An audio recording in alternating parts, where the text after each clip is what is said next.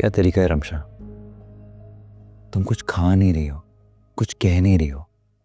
इतने प्यार से पुलाव बनाया था तुम्हारे लिए। तुम्हारी कैद में हूँ, पता नहीं क्यों, पता नहीं कहाँ, पता नहीं क्या चाहते हो।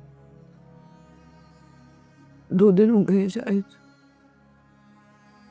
दम घुट रहा है मेरा इस कमरे में।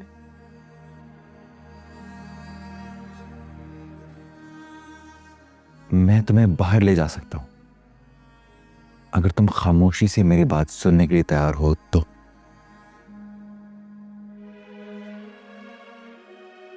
ऐसा क्या कह दोगे तुम जो अभी तक तुमने नहीं कहा? यही ना कि नवीन का मर्डर तुमने नहीं किया, महमूद अंकल की डेथ में तुम्हारा कोई फॉल्ट नहीं है, लाहौर में तुमने कोई फ्रॉड नहीं किया, किसी को नुकसान नहीं पहुंचाया, और हाँ कि तुम मुझसे बहुत मोहब्बत करते हो, साहिर ने धोखा देकर मुझसे शादी कर ली। मैं तुम्हारी किसी बात पर एतबार नहीं करूंगी। प्लीज फरहान, मुझे घर जाने दो। क्यों कर रहे हो ये सब? देखो रमशा, मैं तुम्हें घर तो नहीं जाने दे सकता, और मैं कुछ नहीं चाहता। बस सिर्फ इतना कि तुम थोड़ी देर के लिए तसल्ली से मेरी बात सुन लो। क्या हो जाएगा उससे? बहुत कुछ।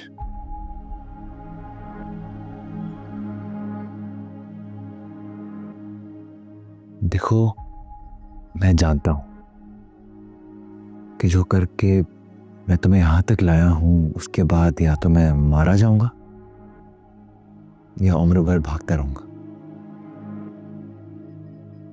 सारी जिंदगी बर्बाद हो चुकी है, सिर्फ इसलिए कि कुछ लम्हे तुम्हारे साथ अकेले बैठ के तुमसे बात कर सकूं।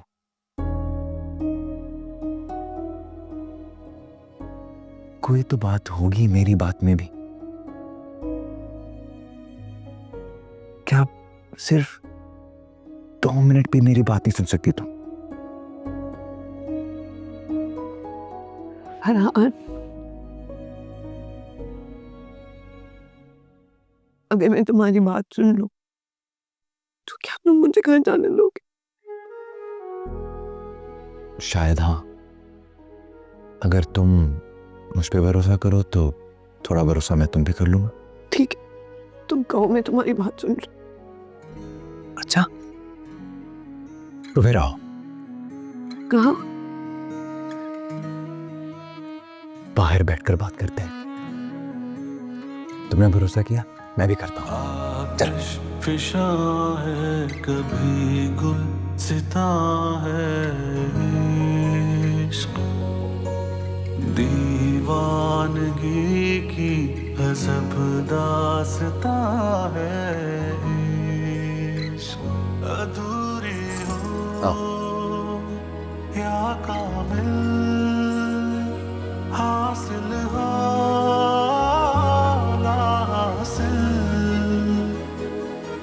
तकदीर के रहमो करम पर जी नहीं सकते सनम, बेखुद हुए थकते नहीं कदम,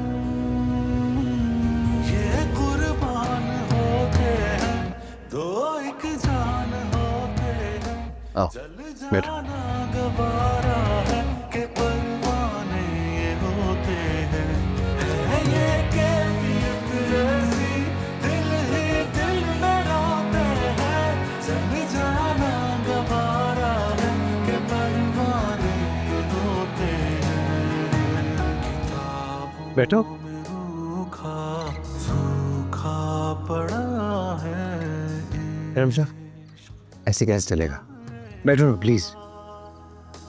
फूलों से बंधन है, स्पेशल कॉफी पियो। अच्छा चलो, ये कॉफी नहीं पीनी, कुछ और लाऊं? खाना, कोई पीने की चीज, एनीथिंग?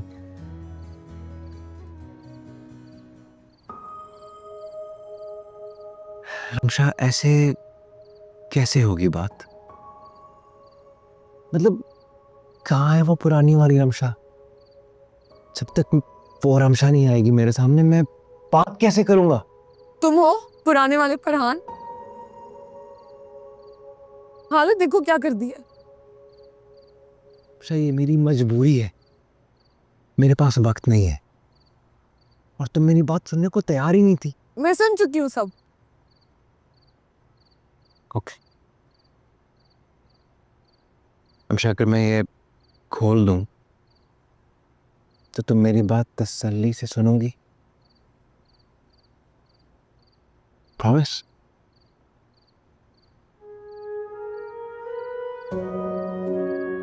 ओके।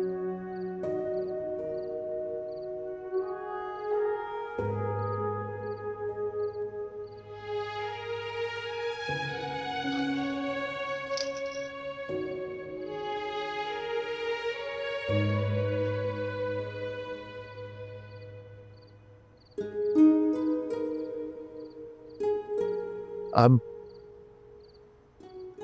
मैं पूरी कहानी सुनाऊंगा।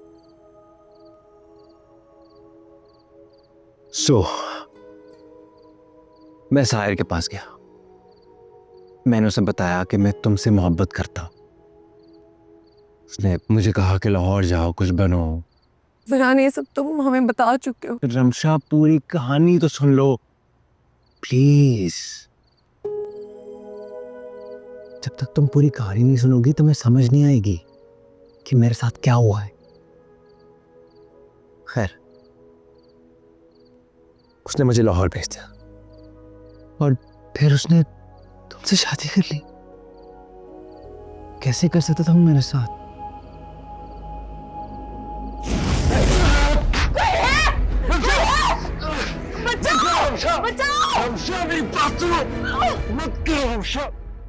उसका कसूर क्या था? न जाने किस हाल में होगी। डैडी, मैं अपने सारे रिसोर्सेज इस्तेमाल करूं, लेकिन अभी तक मुझे कोई भी क्लू नहीं मिला रमशा के बारे में। आप बस दुआ करें।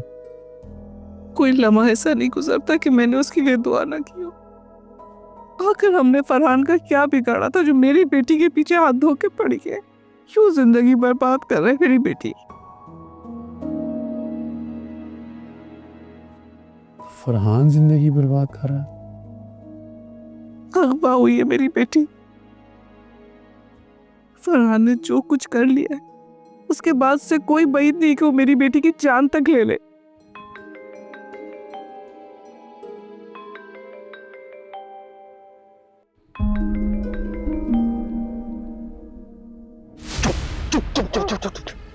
क्या कर रही हो तुम? देख देखी तुम। चुप बस, चुप।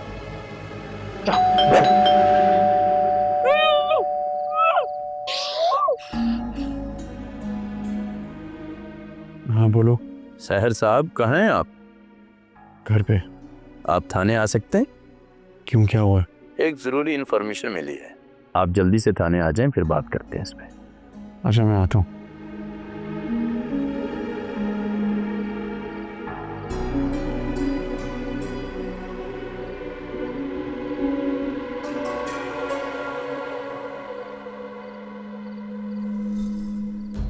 सलाम साहब। वालेकुम सलाम। क्यों आए हो? साहब, वो पिछले स्टोर में कुछ सामान भूल गए थे। 3-4 मरतबा यहाँ आए तो आप थे नहीं, तो घर की अभी लाइट जलते देखी तो हमने सोचा अपना सामान ले लें। अच्छा, यहीं रुको, मैं देख कर आता हूँ। जी। सहर साहब, वो बंदा पकड़ा गया है सरगोदा में। वहाँ के SHO से मेरी बात हुई थी। जेल में फरहान का एक कॉन्टैक्ट है जिसने ये सारा इंतजाम करके दिया है। सजाए मौत का कैदी है। फरहान का जेल में ही उससे कॉन्टैक्ट हुआ है। उसके रिमांड के लिए अदालत में एप्लीकेशन डाल रहा हूं मैं कल। उन लोगों ने उसको शहर छोड़ने के लिए कहा। गाड़ी और बाकी तमाम सामान का अरेंजमेंट उसकी बहन ने करवा कर दिया था। हमने टूल प्लाजा पर उसकी तस्वीर दे दी है। इंशाल्लाह कुछ ना कुछ नतीजा जरूर निकलेगा। इसके अलावा हमने उसके घर के आसपास तमाम रेंटा कार और टैक्सी वालों से भी तफ्तीश शुरू कर दी है।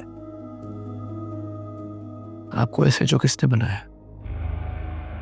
जी, आपको इस बात का अंदाजा है कि वो जाहिल आदमी नहीं है, वो मोटरवे का इस्तेमाल नहीं करेगा जाने के लिए। उसको पता है कि वो पकड़ा जाएगा। उसे जरूर पीछे के रास्ते इस्तेमाल किए होंगे, और उसके घर से दूर जितने भी रेंट कार वाले हैं उनकी पूछताछ करें। और पता करें कि लंबे अरसे के लिए गाड़ी रेंट पे किसने ली है।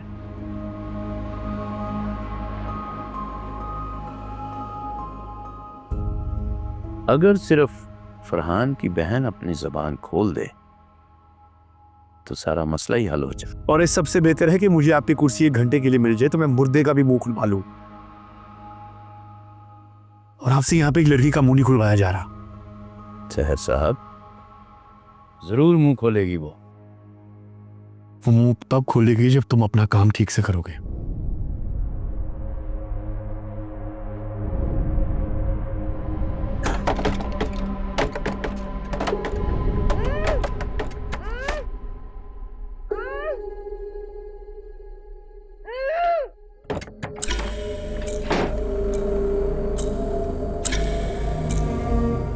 यहाँ तो लड़की है। जेवर और पैसे कहाँ हैं? मुझे प्लीज यहाँ से निकाले, मेरा अगवा हुआ है, ये प्लीज ये तोड़ दे, चेन तोड़ दे। मैंने तुम्हें कहा जेवर और पैसे कहाँ हैं? मुझे नहीं पता, यहाँ कोई माल नहीं है, आप प्लीज मेरा एक ए लड़की, आखिरी बार पूछ रहा हूँ, बताओ पैसे कहाँ हैं? मैं नहीं जानती, वो आ जाएगा, आप प्लीज मेरी चेन खोल दे, मुझे भागना है यहाँ से प्लीज। लगता है ये ऐसे नहीं मानेगी। वो आ जाएगा, वो हमारी जान नहीं बख्शेगा, प्लीज आप। फिर गोली मार किस्सा खत्म कर, क्या करे? ऐसे नहीं सब क्यों लगता तुम?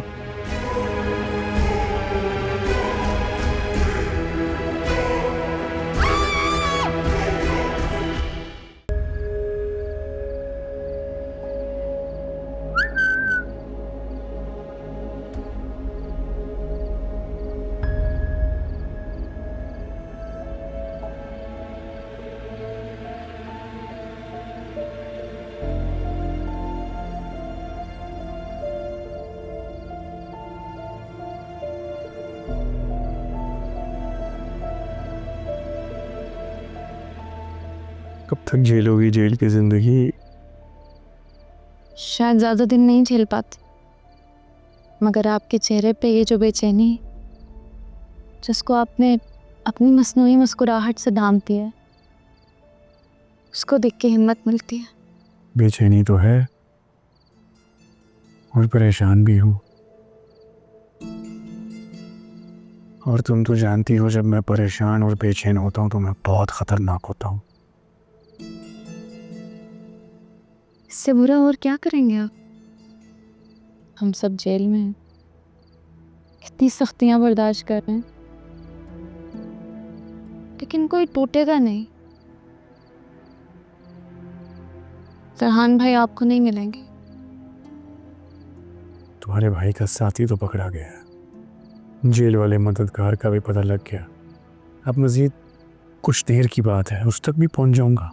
तो आप यहाँ क्या कर रहे हैं? जाए ढूंढे उन्हें। एक डील लेकर आया हूँ तुम्हारे लिए, एक मौका। अगर तुम मुझे उस तक पहुंचा दोगी तो मैं समी चाचा और चाची को जेल से छुड़वा दूंगा। तुम्हारे लिए भी एक अच्छा सा वकील ले आऊंगा, सजा थोड़ी कम कर देगा।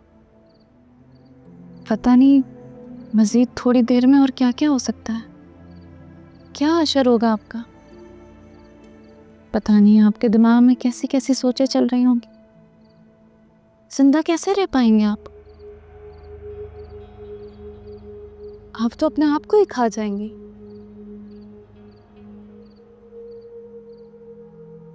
नहीं सॉरी, मैं आपके किसी डील में इंटरेस्टेड नहीं। तुम देखो कि मैं तुम्हारे साथ करता क्या हूं। आपको जो करना है कर लें।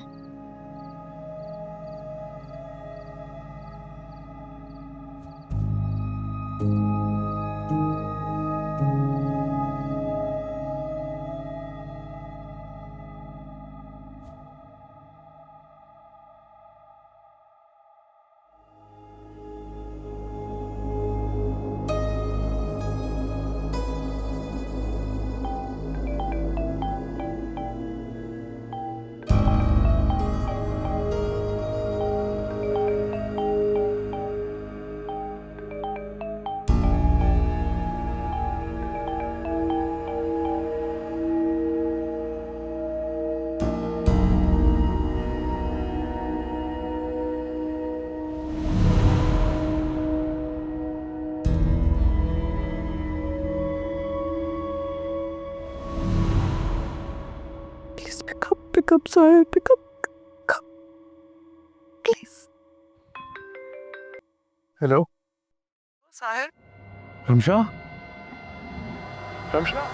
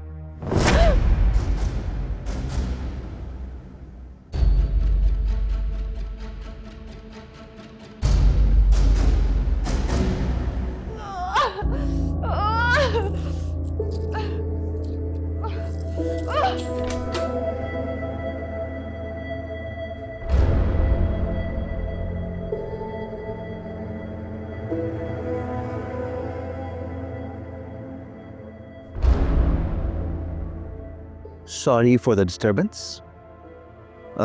तो बात वहीं से शुरू करते हैं जहाँ छोड़ी थी। ज्यादा देर नहीं लगेगी और तुम पकड़े जाओगे। ये जो लोग हैं इनके घर वाले तुम्हें ढूंढेंगे, कोई तो तुम्हें ढूंढेगा ना। मैं कंफर्म पकड़ा जाऊंगा, मारा जाऊंगा, कोई मुझे अच्छे अल्फाज में याद भी नहीं करेगा, मुझे परवाह नहीं है। मगर जिस बात के लिए इतना बड़ा रिस्क लिया है मैंने रमशा, वो मैं तुम्हें बताऊंगा। अपनी जिंदगी कुर्बान कर दी है मैंने। I am finished. सिर्फ थोड़े से वक्त के लिए। अब इस थोड़े से वक्त को मजीद जाया नहीं कर सकते रमशा। हाँ, देखो ना, मैं तुमसे कितनी मोहब्बत करता हूं। ये मोहब्बत नहीं है, ये मोहब्बत नहीं है, ये पागलपन है फरहान।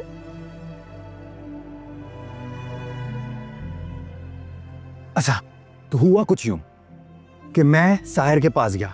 मैंने साहिर से कहा कि मैं रमशा से बेइंतहा मोहब्बत करता हूं, मैं उसे बताना चाहता हूं। उसने मुझे कहा कि तुम्हें हासिल करने के लिए मुझे कुछ बनना पड़ेगा, को प्रूव करना पड़ेगा। इन्होंने निकम्मा था ना मैं, सब मुझे निकम्मा समझते था। नहीं, मैं था निकम्मा। I know.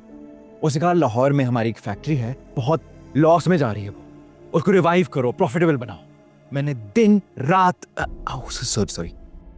दिन रात एक करके मैंने उसको प्रॉफिटेबल बनाया। एक दिन अचानक से पता चला कि तुम्हारी शादी हो गई है। ये साहिर से मैं सब कुछ छोड़ छाड़ कर कराची के लिए निकल गया। लेकिन मेरी किस्मत कितनी खराब है ना रमशा, मेरा एक्सीडेंट हो गया। और रमशा, साहिर ना इतना मास्टरमाइंड है ना, वो फैक्ट्री पे ताला लगा दिया और मुझ पे करप्शन के इल्जाम लगा दिए। उल्टा नवीन को यह कहकर मेरे खिलाफ खड़ा कर दिया कि अगर उसने अम्मी से कह दिया कि मेरे और नवीन के बीच में कुछ चल रहा है तो अम्मी के पास कोई चारा नहीं बचेगा सिवाय मेरी शादी नवीन से कराने की। मैंने शादी से इनकार कर दिया, मेरे घर वालों ने मुझे घर से निकाल दिया। फरहान, तुम सोचो इसमें मेरा क्या कसूर है? मुझे क्यों माना हुआ है तुमने? मेरी क्या गलती है? कसूर नहीं, वजह। तुम वजह हो।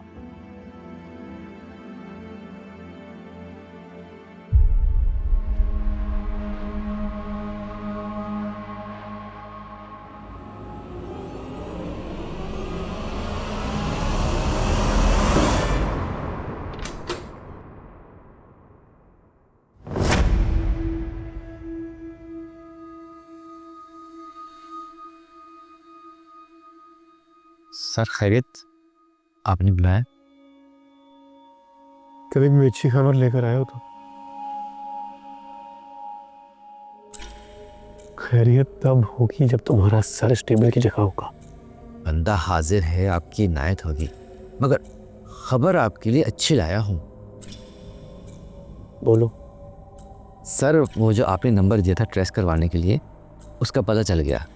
कोई शफीक अहमद नाम का बंदा है, उसका नंबर है वो। लोकेशन?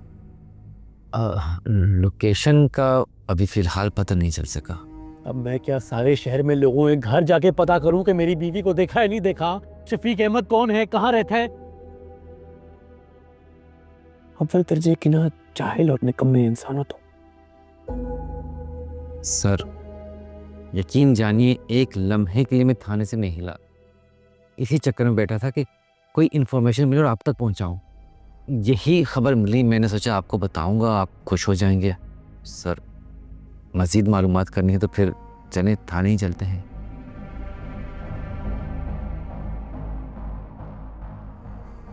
गाड़ी में ले बहु जाके। मैं जल्दी करो ना। Sir sir sir sir sir sir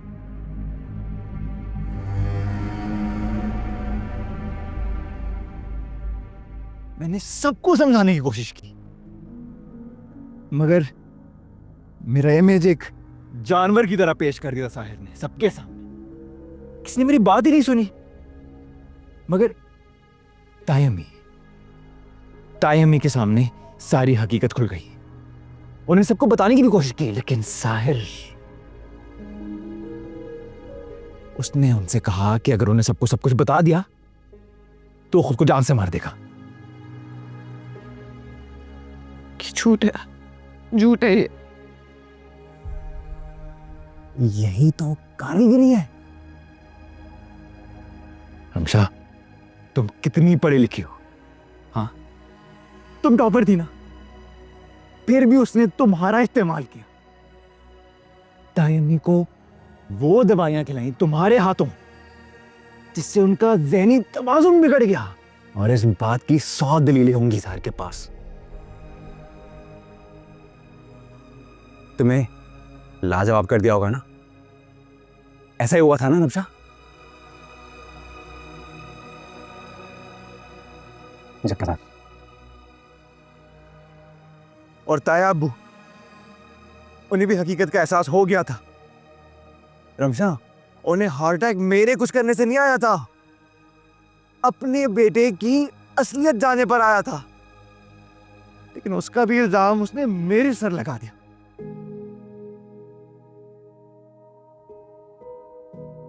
ताई अम्मी ने अपना गिल्ट मिटाने के लिए सारा कारोबार मेरे नाम कर दिया। साहिर के पास कोई रास्ता नहीं था, तो उसने क्या किया? तुम्हें इस्तेमाल किया, क्योंकि वो जानता था मैं तुम्हें मना नहीं करूंगा। तुमसे मोहब्बत करता हूं ना मैं, तो मैंने सब कुछ वापस कर दिया। और